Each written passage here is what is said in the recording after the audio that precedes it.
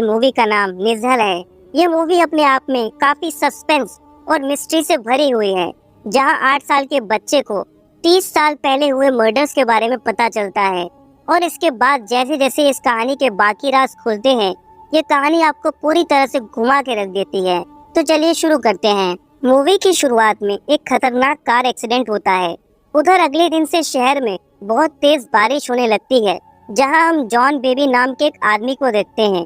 असल में पिछली रात इसी का वो कार एक्सीडेंट हुआ था। अब जॉन का दोस्त राजन उसे हॉस्पिटल में लेने आता है, क्योंकि अब जॉन को ट्रीटमेंट के बाद डिस्चार्ज कर दिया जाता है। उधर राजन जॉन का हुलिया देखकर उसका मजाक उड़ाने लगता है। अब राजन जॉन को घर छोड़ते हुए कहने लगता है कि डॉक्टर ने कहा है कि तुम्हारी नाक टूट चुकी है, इसलिए तुम्हें ये मास्क पहनाया गया है।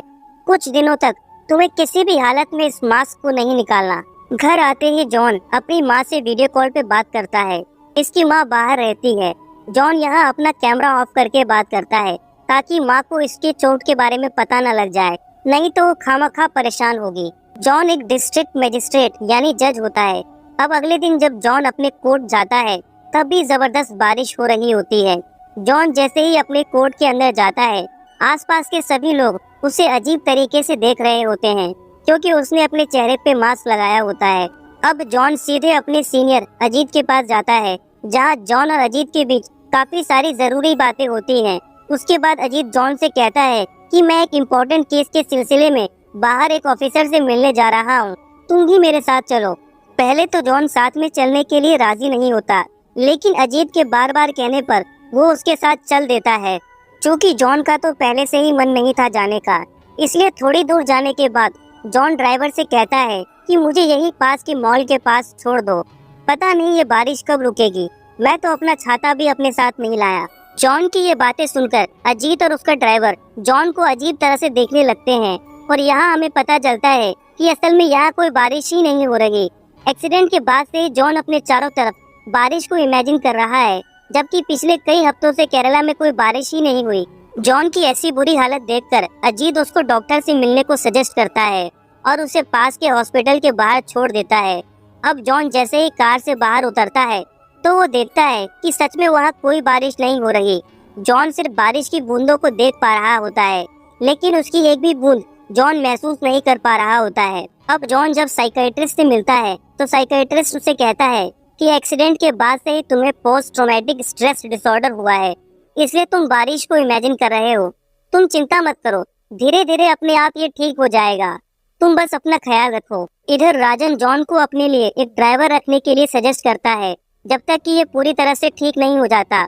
इधर जॉन भी इस बात के लिए मान जाता है। अब थोड़ी देर में वहाँ राजन की वाइफ शालिनी आती है, जो असल में बच्चों की साइकोलॉजिस्ट होती है। शालिनी आते ही जॉन से उसका हालचाल पूछने लगती है। उसके बाद शालिनी जॉन और राजन को अपने एक केस के बारे में बताने लगती है कि आज मेरे पास एक अजीब सा केस आया। असल में स्कूल में टीचर ने बच्चों को एक कहानी लिखने को कहा, जहां सभी बच्चों ने अपने उम्र के हिसाब से बच्चों वाली कहानियां लिखी, लेकिन वहीं उनमें से एक बच्चे ने एक मर्डर स्टोरी लिखी। 8 साल का बच्चा जो एक मर्डर स्टोरी लिखता है, और वो स्टोरी सुनने में बिल्कुल रियल स्टोरी की तरह लगती है, ये अपने आप में बड़ी अजीब बात है। इसी पे टीचर ने मुझे बुलाया, जहाँ मैंने टीचर को कहा कि कोई बात नहीं, हो सकता है बच्चे ने ऐसी कोई मर्डर स्टोरी टीवी पे देखी होगी। अब अगले दिन राजन जॉन के लिए एक ड्राइवर भेजता है, जिसका नाम होता है कैप। इधर जॉन अब अपनी जिंदगी नॉर्मली जीने लगता है, लेकिन काफी दिन बीत जाने के बाद भी जॉन का बारिश का इमेजिनेशन बंद नहीं होता। अब ऐसे ही एक दिन शालिनी जॉन को कॉल करके मिलने बुलाती है। अब ये दोनों एक कैफे में मिलते हैं, जहाँ शालिनी जॉन को कहती है कि कुछ दिन पहले जो मैंने तुम्हें 8 साल के एक बच्चे के बारे में बताया था, उसका नाम नितिन है, और आज उसने एक और मर्डर स्टोरी लिखी। उसकी टीचर ने फिर मुझे बुलाकर उसकी नोटबुक दिखाई। नितिन ने वो स्टोरी मलयालम में लिखी है, लेकिन कमाल की बात यह है कि नितिन बड़ा बड़ा बेंगलोर में था, उसे तो मलयालम भाषा बिल्कुल नहीं आती, लेकिन इसके बावजूद भी नितिन ने अभी तक की दोनों मर्डर स्टोरी मलयालम में ही लिखी। नितिन के पिता अब इस दुनिया में नहीं है, तो वही नितिन की माँ का नाम शर्मिला है, जो एक मोशन ग्राफिक कंपनी में काम करती है। शर्मिला अपने बेटे नितिन के साथ अभी कुछ टाइम पहले ही बेंगलोर से ट्रांसफर होके केरला आई है, इसलिए नितिन के लिए केरला बिल्कुल नया है।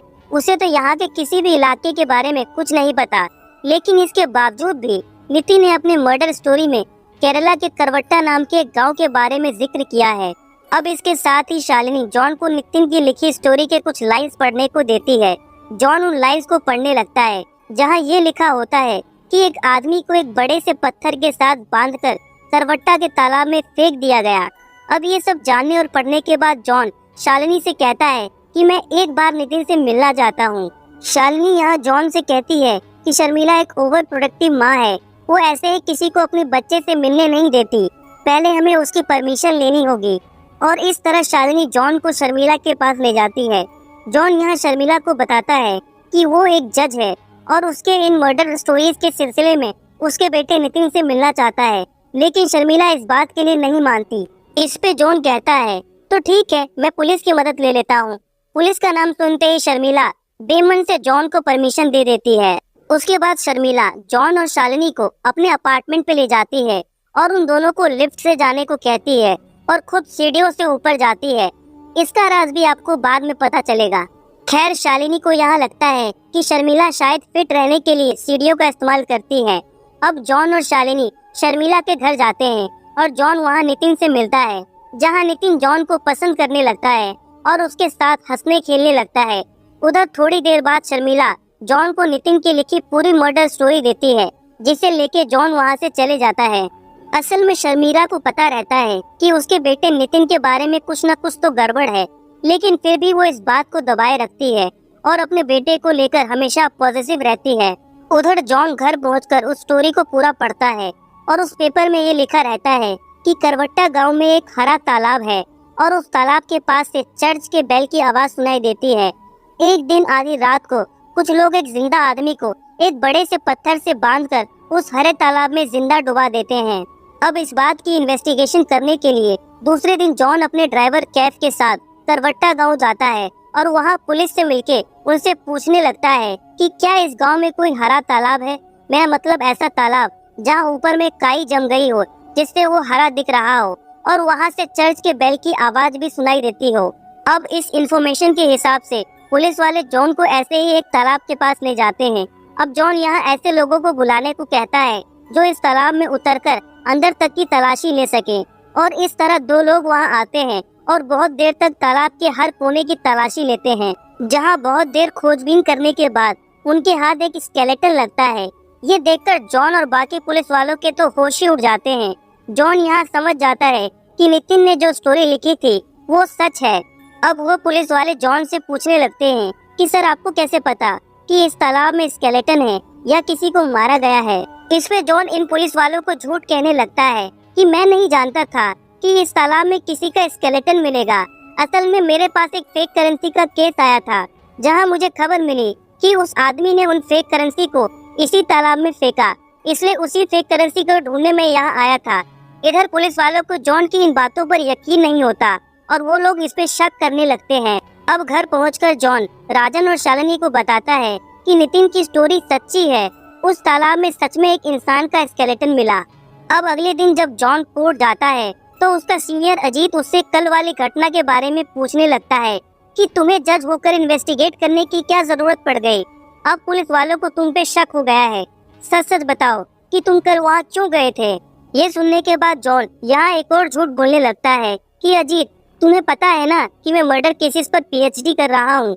मैंने एक किताब में पढ़ा था कि ब्रिटिश के जमाने में कुछ मर्डर ऐसे ही होते थे। लोगों को पत्थर से बांधकर उन्हें पानी में डुबाकर मार दिया जाता था।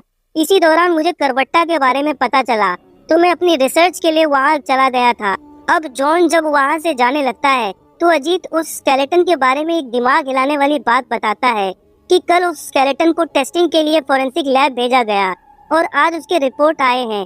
असल में वो स्केलेटन 30 साल पुराना है। ये सुनते ही जॉन के तो होश ही उड़ जाते हैं। अब दूसरे दिन जॉन शर्मिला से मिलके नितिन के बारे में पूछने लगता है कि क्या बेंगलोर में नितिन के आसपास कोई फ्रेंड उसका ऐसा था जो मलयालम जानता हो। इस पे शर्मिला कहती है कि नहीं, नितिन के आसपास ऐसा कोई नहीं था जिसे मलयालम आती हो, लेकिन हाँ, मैं नितिन को जरूर फोर्स कर रही थी कि वो मलयालम सीखे और उसने थोड़ी बहुत मलयालम सीखी भी। उसके बाद धीरे धीरे जॉन, शर्मिला और नितिन की मुलाकातें बढ़ने लगती है और इस दौरान जॉन नितिन को ऑब्जर्व भी कर रहा होता है। इसी बीच जॉन शर्मिला और नितिन को अपनी माँ से भी मिलाने ले जाता है। अब एक दिन जॉन और नितिन साथ में बैठ के बात कर रहे होते हैं। तभी नितिन जॉन से कहता है कि जॉन, क्या तुम्हें मैं एक बात बताऊं? इस पे जॉन कहता है कि हाँ बताओ। तो नितिन कहता है कि मुझे और भी बहुत सारी मर्डर स्टोरीज पता है। ये सुनने के बाद जॉन के तो होश ही उड़ जाते हैं। जॉन यहाँ नितिन की स्टोरीज नहीं सुनता और अभी भी जॉन अपने आसपास बारिश को इमेजिन कर रहा होता है। अब अगले दिन एक सीनियर पुलिस ऑफिसर जॉन को अपने ऑफिस में बुला के उससे पूछताछ करने लगता है कि आपको उस डेड बॉडी के बारे में कैसे पता लगा। यहाँ पर भी जॉन नितिन के बारे में छुपाते हुए उससे भी वही झूठी कहानी बताता है जो उसने अपने सीनियर अजीत को बताया था कि वो अपने पीएचडी के चलते रिसर्च के लिए वहाँ गया था। अब वो ऑफिसर जॉन को तालाब में मिले उस स्केलेटन के बारे में बताने लगता है कि मरने वाले का नाम मोहन है, जो 30 साल पहले अचानक मिसिंग हो गया था। मोहन उस टाइम में एक पॉलिटिकल एक्टिविस्ट हुआ करता था।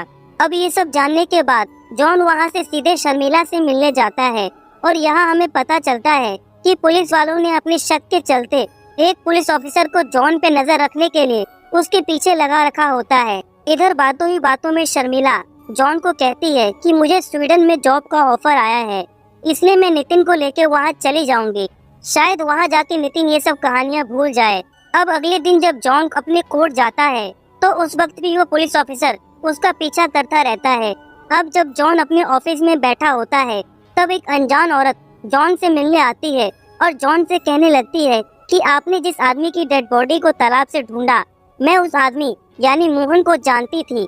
मैं और मोहन एक दूसरे से प्यार करते थे और शादी करने वाले थे, लेकिन अचानक एक दिन मोहन गायब हो गया और इधर मेरी दूसरी शादी हो गई।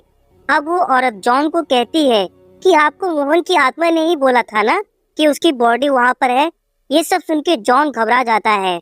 उसके बाद परेशान जॉन सीधे शालिनी के घर जाता है। यहाँ शालिनी जॉन से कहती है कि इतना कुछ होने के बाद मुझे पक्का यकीन है कि नितिन ये सब स्टोरीज खुद से नहीं लिख रहा, कोई जरूर है जो उसे ये सब रियल स्टोरीज बता रहा है। इधर दूसरे दिन जॉन फिर से शर्मिला से मिलके उससे उसकी फैमिली के बारे में पूछने लगता है।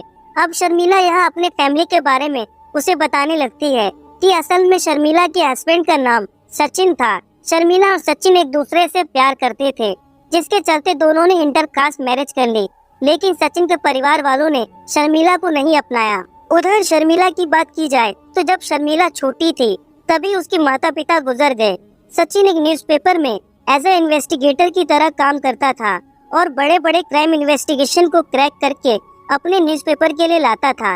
एक दिन किसी इन्वेस्टिगेशन के दौरान लिफ्ट हादसे में सचिन की मौत हो गई और यही कारण था कि शर्मिला लिफ्ट की बजाय हमेशा सीढ़ियां ही इस्तेमाल करती थी। उसके बाद शर्मिला यहाँ जॉन से कहती है कि शायद हो सकता है कि सचिन की आत्मा नितिन के सपनों में आकर उसे अपने पुराने केसेस की स्टोरियां सुनाती हो, लेकिन जॉन को इन सब बातों पर यकीन नहीं होता।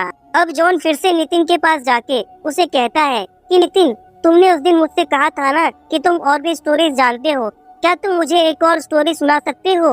अब नितिन यहाँ जॉन को एक और मर्डर स्टोरी के बारे में बताता है कि चरियथुरा नाम के एक इलाके में एक दलदल है जहाँ पर मछलियों के वेस्ट को डाला करते थे।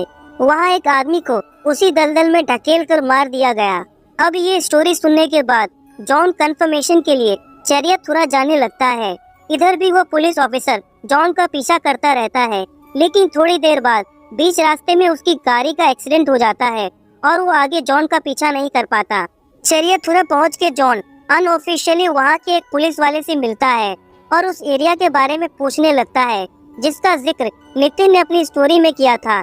अब वो पुलिस वाला एक दूसरे पुलिस वाले की हेल्प लेके जॉन को एक जगह पर ले जाता है और उसे कहता है कि 30 साल पहले यही इलाका दलदल हुआ करता था और यहीं पे मछलियों के वेस्ट को डाला करते थे, लेकिन आज ये एरिया काफी डेवलप हो चुका है और यहाँ हर जगह अपार्टमेंट्स भी बन चुके हैं।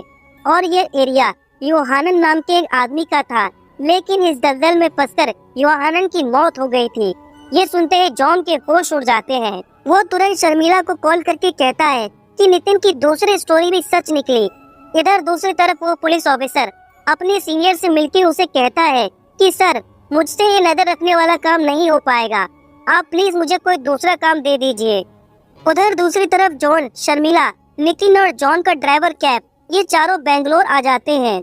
ये पता लगाने के लिए कि क्या सचिन उन दिनों इन मर्डर स्टोरीज पर इन्वेस्टिगेशन कर रहा था कि नहीं, इसलिए जॉन वहां पहुंच के सचिन के सभी पुराने फाइल्स और फोल्डर्स चेक करने लगता है। लेकिन सारी फाइल्स छान मारने के बाद जॉन समझ जाता है कि सचिन का उन मर्डर स्टोरी से कोई लेना देना नहीं है, यानी कोई और ही होगा जिसने नितिन के दिमाग में ये सब स्टोरीज डाली होंगी। अब उस रात जब जॉन सो रहा होता है, तभी एक अजीब सपने से उसकी अचानक नींद खुल जाती है।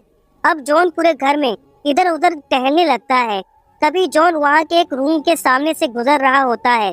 तभी उसकी नजर उस रूम में पड़ती है और अंदर का नजारा देखते ही जॉन बिल्कुल शॉक हो जाता है। उसे अपनी आंखों पर यकीन नहीं होता। जॉन यहाँ देखता है कि रूम में शर्मिला नितिन को कुछ कहानियाँ सुना रही है। ध्यान से सुनने पे पता चलता है कि ये भी एक मर्डर कहानी है, यानी वो शर्मिला ही थी जो अब तक नितिन को सारी मर्डर कहानियाँ सुनाती आ रही थी।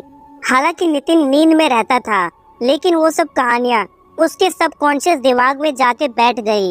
अब ये राज जानने के बाद जॉन शर्मिला को बिना बताए वहाँ से केरला वापस चला जाता है और जॉन शालिनी और राजन से मिलकर उन्हें शर्मिला के बारे में बताने लगता है कि शर्मिला ही नितिन को वो सारी कहानियाँ नींद में बता रही थी। सबसे अजीब बात यहाँ ये है कि शर्मिला को खुद नहीं पता कि वो नितिन को अपने नींद में वो सब कहानियाँ बता रही थी और उधर नितिन भी उन कहानियों को अपनी नींद में ही सुन रहा था। अब जॉन अपने सीनियर अजीत को कॉल करके उससे शर्मिला के बैकग्राउंड से जुड़े सभी डिटेल्स के बारे में पता लगाने को कहता है। उधर शर्मिला भी जब नितिन के साथ बेंगलोर से केरला वापस आती है तो जॉन शर्मिला से मिलके उसे बता देता है कि शर्मिला, वो तुम ही हो जो नितिन को अपनी नींद में ये सब कहानियाँ सुनाती आ रही हो और ये बात तुम्हें भी नहीं पता। शर्मिला यहाँ जॉन से कहती है कि मैं कैसे ये सब कहानियाँ नितिन को सुना सकती हूँ, मुझे तो ये सब कहानियाँ खुद नहीं पता। इस पे जॉन यहाँ कहता है कि जिस तरह तुम अपने बेटे को ये कहानियाँ सुना रही हो, उसी तरह जरूर तुम्हारे बचपन में कोई तुम्हें ये कहानियाँ सुनाता होगा, लेकिन तुम्हें वो याद नहीं। एक बार हमने ये पता कर लिया कि तुम्हारे बचपन में किसने तुम्हें ये सब कहानियाँ सुनाई, तो हम उन मर्डर्स के पीछे के राज को भी पता कर पाएंगे। अब कुछ दिन बाद अजीत जॉन से मिलकर उसे शर्मिला के बैकग्राउंड से जुड़े सभी डिटेल्स उसे दे देता है। अब सारी डिटेल्स पढ़ने के बाद जॉन शर्मिला को कॉल करके एक जगह बुलाता है जहां विश्वनाथन नाम का एक बूढ़ा आदमी होता है जो एक छोटी सी फोटोकॉपी की दुकान चला रहा होता है। अब जॉन यहाँ विश्वनाथन से कहता है कि विश्वनाथन, क्या तुमने इस लड़की को पहचाना? ये शर्मिला है, राधा रानी की बेटी।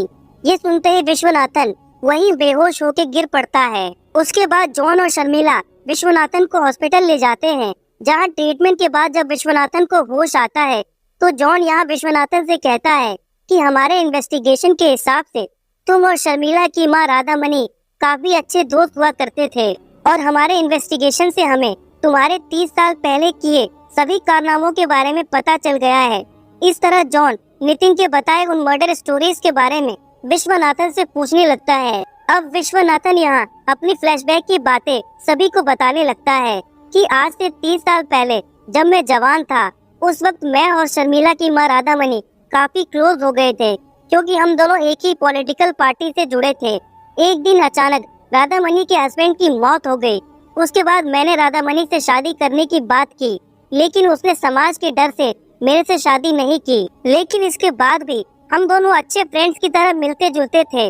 उस वक्त मैं अपनी पार्टी के लिए काफी ऐसे काम करता रहता था, लेकिन बाद में जब मुझे अपनी गलती का एहसास होने लगा तो मैं हर रोज शराब पीकर नशे में राधा मणि के पास आता था और मैंने जो जो गुनाह किया वो सभी राधा मणि को बताता था, जिससे मेरा दिल हल्का होता था। उस टाइम शर्मिला अक्सर राधा मणि के गोदी में सोती रहती थी, तभी शायद शर्मिला ने नींद में उन सब मर्डर स्टोरीज को सुना होगा और वो सब उसके दिमाग में बैठ गई होगी। अब ये सब सुनने के बाद जॉन विश्वनाथन से कहता है, विश्वनाथन, जो कुछ भी तुमने किया वो गलत ही था। कल तुम्हारे डिस्चार्ज के बाद पुलिस तुम्हें गिरफ्तार करने आएगी, तैयार रहना। इधर जॉन और बाकी लोगों के जाने के बाद शर्मिला फिर से वापस विश्वनाथन के पास आती है और उसे कहने लगती है कि आप इस उम्र में जेल कहाँ जाओगे? कहीं ना कहीं मेरी माँ आपको पसंद करती थी, उस नाते भी मैं कह रही हूँ कि आप यहाँ से चले जाओ। और ऐसा कहते हुए शर्मिला विश्वनाथन को कुछ पैसे देती है और उसे बस स्टैंड छोड़ आती है। इधर थोड़ी देर बाद जॉन को पता चलता है कि विश्वनाथन हॉस्पिटल से गायब हो गया है। ये जानने के बाद राजन जॉन से कहने लगता है कि अरे यार, तुम भी कहाँ एक बूढ़े आदमी के पीछे हाथ धो के पड़ गए हो, जाने दो उसे। तभी वहाँ नितिन आके जॉन से पूछने लगता है कि जॉन, हॉस्पिटल में उन बूढ़े अंकल ने राधा मनी का नाम लिया था ना? मैं एक और स्टोरी जानता हूँ जिसमें राधा मनी की मौत हुई थी। यह कहकर नितिन सभी को राधा मनी की मौत की कहानी डिटेल में बताने लगता है। इधर दूसरी तरफ विश्वनाथन बस स्टैंड से कहीं दूर जाने के बजाय उल्टा शर्मिला के अपार्टमेंट आ जाता है और उससे कहता है कि जिस तरह तुम्हें मेरे कारनामों के बारे में पता है, उसी तरह तुम्हारे बेटे को भी मेरे उन गलत कारनामों के बारे में पता है। और ऐसे ही जरूर एक दिन तुम्हें अपने बेटे से ये भी बात पता चलेगी कि तुम्हारी माँ राधा मनी को मैंने ही मारा। हालांकि मैं तुम्हारी माँ को पसंद करता था, इसलिए उसे मारना नहीं चाहता था, लेकिन मेरे सारे गुनाहों को जानने के बाद राधा मनी ने मुझे पुलिस के पास जाकर सरेंडर होने को कहा। लेकिन मुझे तो जेल नहीं जाना था और मुझे ये भी डर था कि कहीं तुम्हारी माँ किसी को ये सब बता न दे, इसलिए मैंने नशे की हालत में राजमणि को मार दिया। बाद में जब मुझे ये एहसास हुआ कि मैंने कितनी बड़ी गलती की, तो मैंने तुम्हारे पैर पकड़ के तुमसे माफी मांगी और तुम्हें राजमणि की मौत के बारे में सब कुछ बता दिया, जिससे फिर से मेरा दिल हल्का हो गया। तुम तो उस वक्त काफी छोटी बच्ची थी, लेकिन तुम्हें कहीं ना कहीं अब तक सब कुछ याद है, इसलिए अच्छा होगा कि तुम भी मेरे हाथों मर जाओ। ऐसा कहते हुए विश्वनाथन शर्मिला का गला दबाकर उसे मारने लगता है। उधर नितिन की कहानी सुन के जॉन विश्वनाथन की उस करतूत के बारे में जान जाता है कि उसी ने राधा मनी को भी मारा, इसलिए वो तुरंत शर्मिला के पास जाता है और विश्वनाथन को शर्मिला का गला दबाते हुए देख लेता है। अब वो तुरंत विश्वनाथन का हाथ छुड़ाने की कोशिश करता है, जहाँ इन तीनों का आपस में काफी देर तक हाथापाई होता रहता है। काफी देर की हाथापाई के बाद विश्वनाथन अचानक बालकनी से फिसल के नीचे गिर जाता है और उसकी वहीं पे गिर के मौत हो जाती है।